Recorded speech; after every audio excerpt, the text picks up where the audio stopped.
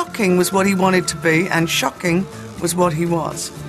You had a generation of people who were too young for the 60s because we were kids, and we were ripe for exploitation, and suddenly there was David Bowie, and we all said, that's what we want.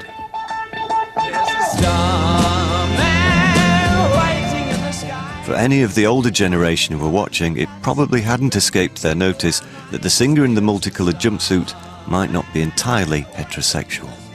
Looking at it now, it looks so tame, but at the time it was a real gesture when he put his arm around the guitarist. It was a very sexual thing. The arm-draping gesture was even more sexually provocative to readers of The Melody Maker, because Bowie had declared he was gay in the music paper several months earlier.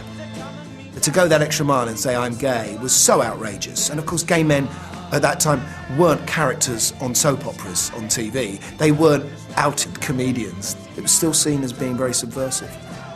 Angela said to him, the shit's hit the fan.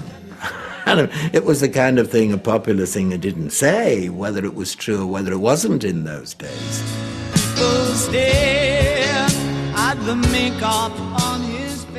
No one had paid any attention when Bowie hung around the gay scene with Lindsay Kemp several years earlier. But after the Top of the Pops performance had made him a household name, his sexual orientation became a national talking point.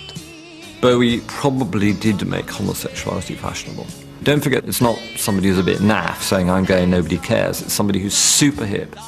At that time, people were feeling so repressed and it was dangerous and they were getting beat up, so he liberated a lot of people. I thought he was doing a really good thing.